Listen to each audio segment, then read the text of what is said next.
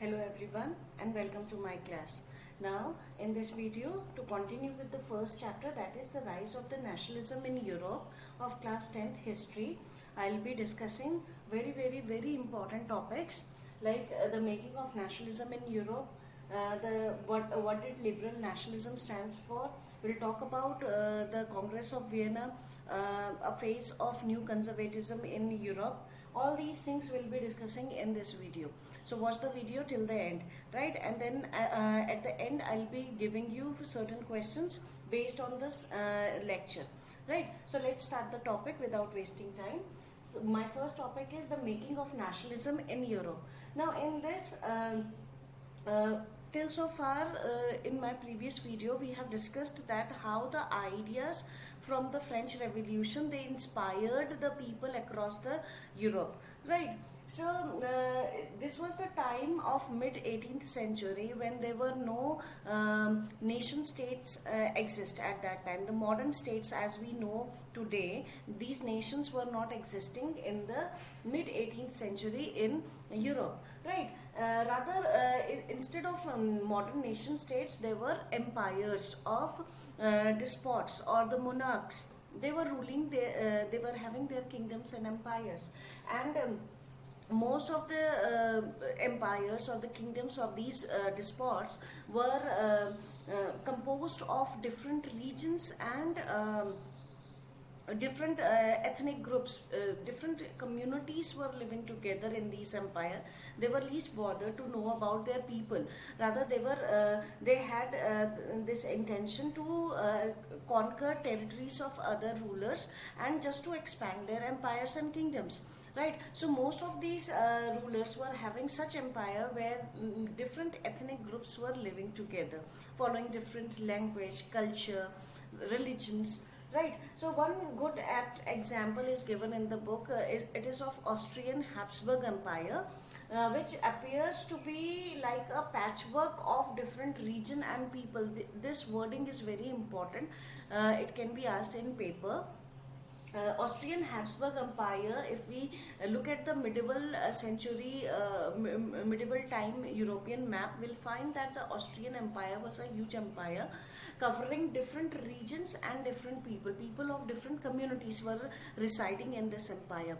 They were covering different regions like the Tyrol region, Alpine region, Bohemia, Sudetenland. So different regions were there in the empire, and people from different communities were there in the Austrian Habsburg Empire. And this was just one example of is given in the book.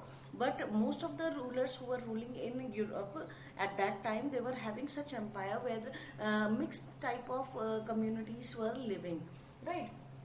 Now, if this was the time period in entire Europe, the most prominent class was of aristocracy. The aristocratic class, the noble families, high class nobles, right? They were the ones who were owning maximum properties, owning maximum land, right? And many times these aristocrats were having good relations with each other as they were involved in matrimonial alliances, right? And शादी ब्याह के जरिए ये एक दूसरे से connected होते थे. Hardly matters in which regions they were living, but they have their own class, right? And they were the landed class, means they were owning the maximum land in Europe at that time. This was the time when there was an emergence of a new middle class. See, mid 18th century was the time period when in England the industrialization was in its initial phase, and as the industry spread to the European land, then there was a demand for the new working class, new technicians, new educated and skilled people who can perform tasks in the factories and industries. So this led to the emergence of a new middle class that were those were professionals, educated, trained and skilled people, right? And since they were educated, they inspired from the ideas of French Revolution. They know about the liberty, about the rights required for a person to live a dignified life. So such ideas inspired them, and they became the main force for the spreading the idea of liberal nationalism. Now, what does liberal nationalism means to them? We'll be discussing here what did liberal nationalism stands for. This is an important topic, right? So listen it carefully. So this new middle class who were educated, who were professionals, who used to travel from one place to another, they were the merchants. They were professionals like doctors, like teachers, like engineers, and they were traveling from one place to another place, providing their services. So they were in the process of exchanging their ideas, and through them the ideas circulated to different regions in Europe at a very fast pace, right? So according to them, they started demanding for the liberal nationalism. I have told you, nationalism is the sense of belonging to a particular nation, feeling that we belong to this particular nation. And liberal, this word came from a Latin word called liber, which means free. Now, freedom in what sense? Socially, they wanted freedom of every individual, and everyone should be treated equally before the laws. Means laws should be created in such a manner that every person needs to be treated equally. So freedom of individual and equality before law was seen as a liberal nationalism. If this thing is established in this European society, means every person will be treated equally. Hardly matters in which from which class he belongs to. So that can bring a uniformity in the administration, peace in the society, right? So liberal nationalism socially means freedom of individual and equality before law. Now, politically, they wanted the concept of government by consent. Means instead of monarchies, instead of rulers or despots, they wanted that people should get a chance to form their government, or to elect their leaders. The ruler should be such who was appointed a ruler by the people. The consent of the people is necessary, right? The choice should be given to the people from whom they wanted to be ruled, right? So politically, they demanded for, they mean liberal nationalism politically, that the concept of government by consent means consent of the people. Now, economically, liberal nationalism means freedom of markets, which were controlled by the rulers earlier, and abolition of state control over movements of trade and movement, right? Now, freedom of market means the markets were controlled by the rulers. The rules were made by the kings at that time, and there were certain restrictions imposed by them on the movement of people and on the movement of goods. So they wanted to just they wanted to abolition of such rules, because this was hampering the trade and commerce, right? And it is very essential if we need to improve the economy.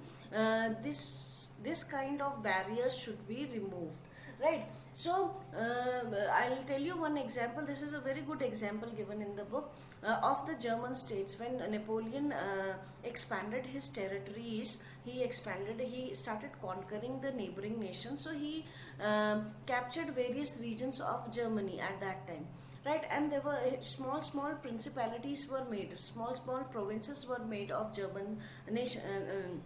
There were around 39 principalities, small principality made by the Napoleon, right? So what happened in different provinces, in different German provinces, Every province was having its own currency, its own weights and measurements.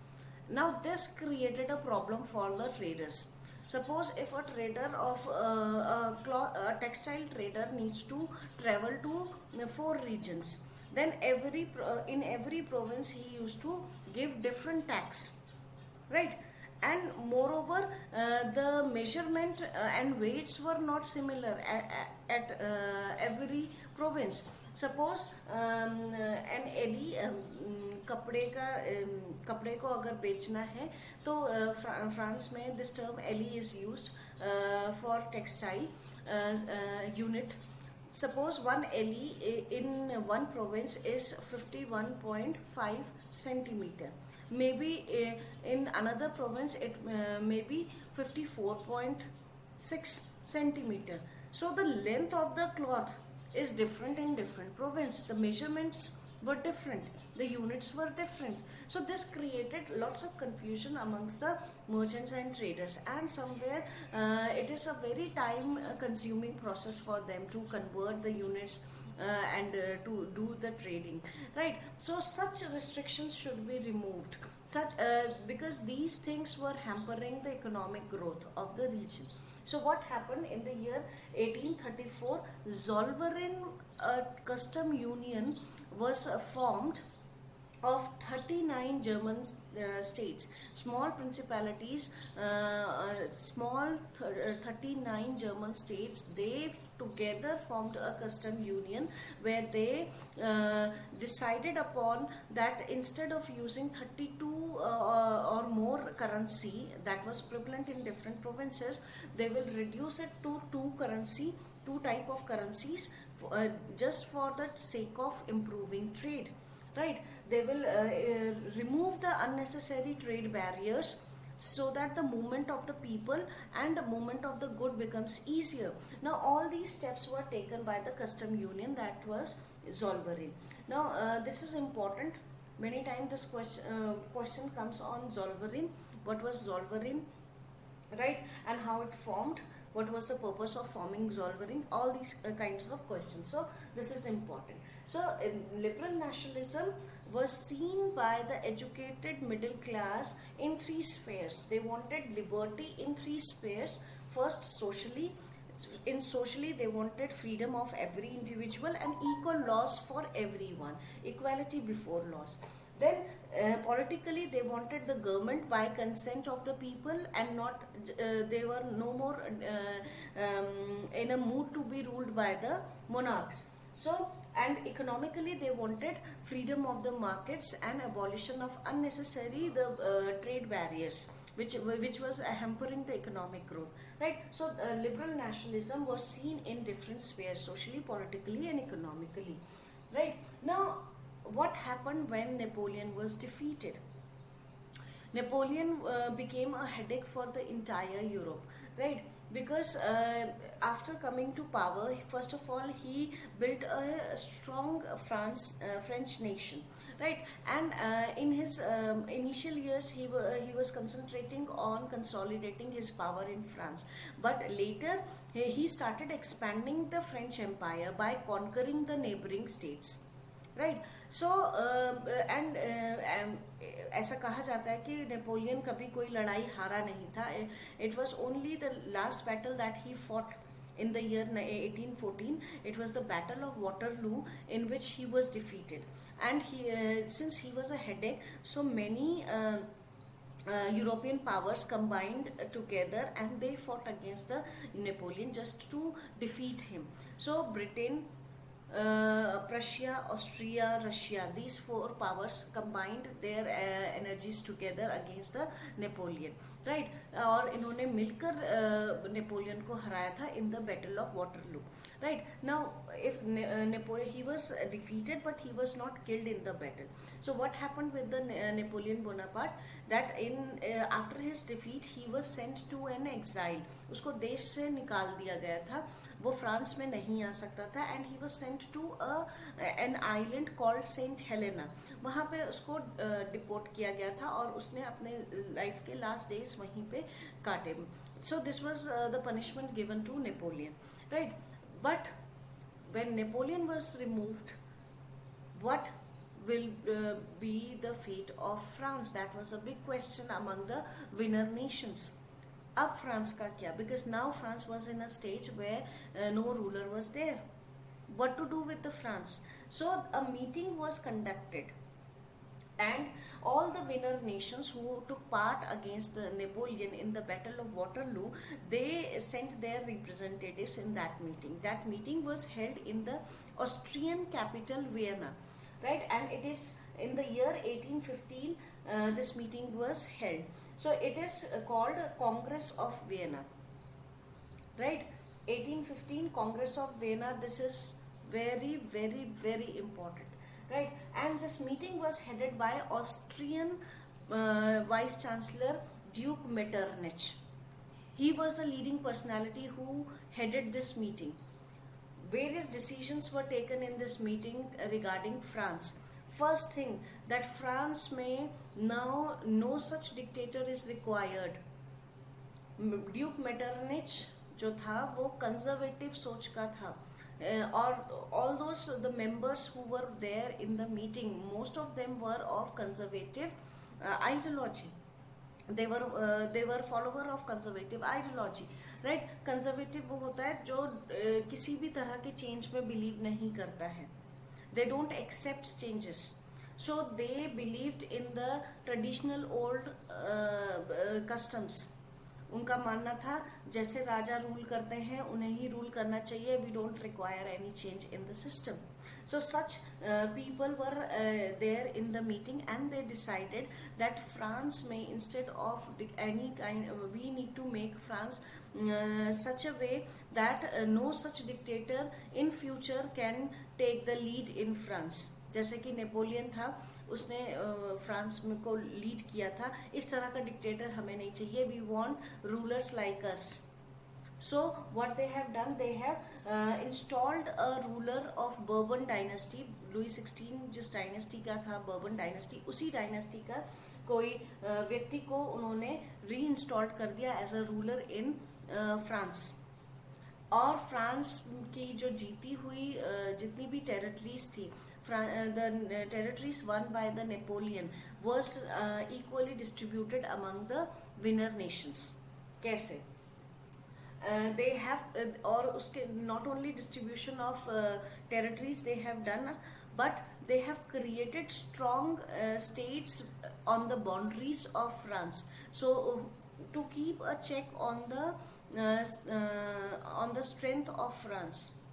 France की boundary के चारों तरफ ऐसे states बनाए गए, ऐसे नए states बनाए गए जो फ्रांस पर नजर रख सके कि फ्रांस दोबारा ऐसा कुछ ना करे. So let's see how they have done. Netherlands were formed including Belgium in north, right? जियोना was added to Piedmont in south. Prussia got the territory on the western side. Austria got northern Italy. Russia got Poland, and Prussia got a part of Saxony. This is how they have done the divisions of the French territories that were won by Napoleon, right? They have first of all division of the territories, secondly creation of strong states to keep an eye on the France, to keep a check on the move of France, right? So this was these were the decisions taken in the Congress of Vienna. Now after this, Europe was again in a stage where maximum region in Europe were under such despots. Again a phase of conservatism started in Europe. It was only the France under Napoleon that a dictatorship started. He was not a king, he was not a ruler by birth, he was a military general, so he was a dictator. But उसको भी हटाकर अब एक conservative regime की शुरुआत हुई Europe में. New conservatism इसे कहा गया. दोबारा से एक नई शुरुआत थी, right? Where maximum region of Europe was ruled by such conservative rulers, right? Now how to establish conservative ideas? What they have done, they imposed censorship on newspapers, on dramas, on plays, on literature, or anything which is circulating the idea of nationalism. They put a restriction on the freedom of expression, on freedom of opinion. इस तरह से इन्होंने censorship की, कोई भी राजा राजाओं के खिलाफ नहीं बोल सकता था. इस तरह से they imposed the restrictions on the freedom of expression of people. Right now, this was since people in Europe, they already experienced the absolutism, they already experienced the rule, the lives under despots. तो अभी they have experienced the life under government that was formed under the Napoleon. So they know the change. They were very much aware about their rights. Right, so many secret societies formed. People secretly worked, right, in entire Europe, and two prominent societies were formed by Giuseppe Mazzini. This is an important name. When we'll be discussing about the unification of Italy, we'll talk about Giuseppe Mazzini. But here, this personality, Giuseppe Mazzini, he was born in 1807 in Genoa, and at a very young age he joined a secret society at Carbonari, and at the age of 31 he was sent to an exile, but he kept on working in spreading the idea of nationalism among the youth, right, by organizing them. So he formed two secret societies. One is Young Italy in Marseilles, and another is Young Europe in Bern. Right, so these two societies were the main function of these two societies was to organize youth, to spread the idea of nationalism among the youth, so that when time comes they can stand for their rights, they can fight for their rights. Right, and due to his efforts, he under Young Italy, this secret society worked for the unification of Italy. Right, so this is all about how the idea of nationalism was seen in the medieval 18th century, mid 18th century, and it has a different meaning in different spheres, socially, economically, and politically. What happened after the defeat of Napoleon, what happened with the France, how removing Napoleon, the despots of Europe, they again reinstalled a despot in France, and the future of France was decided in Congress of Vienna. And what was the reaction of the people? They formed secret societies and secretly working for the for spreading nationalism and for the unification of the nations, right, against the despots. So all these things were simultaneously going on in the European society at that time. Now this is all about this lecture. I'll be giving you certain questions. Please note down the questions.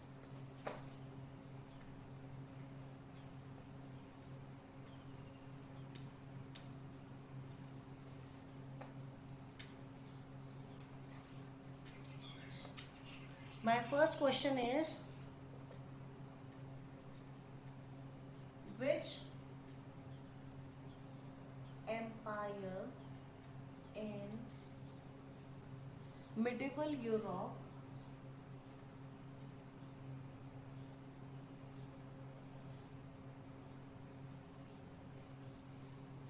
is described as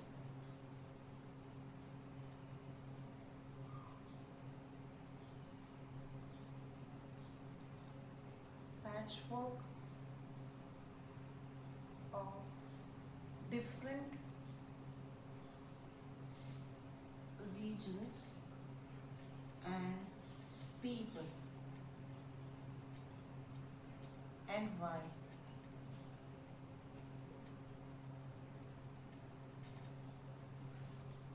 What did liberal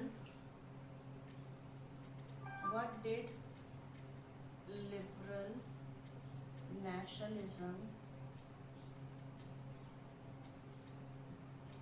stands for And who were the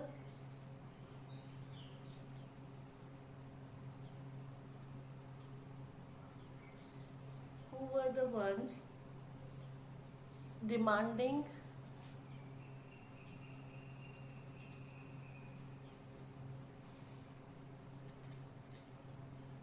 liberal nationalism in different spheres? My third question is, what was the significance of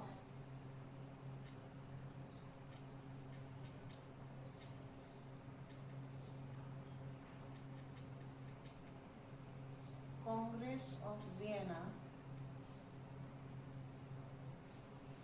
and who headed this Congress?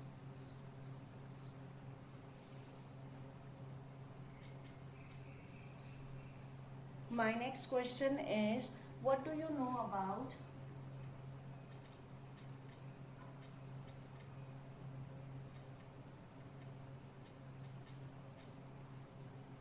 Giuseppe Mazzini?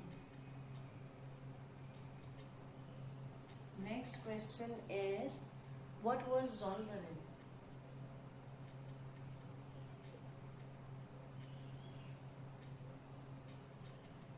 Next question is, what problems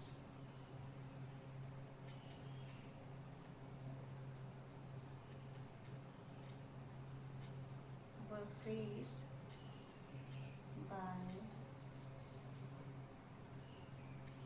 merchants and traders in doing trade in different regions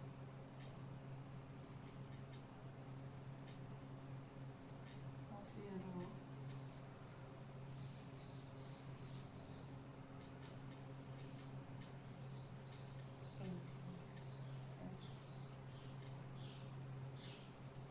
So these are the questions. If you have seen the video, you'll be able to answer these questions. So do it, try to do it, and any problem, please write it in the comment section. Please. I think I've covered all the points, right? So thanks for watching. Thank you.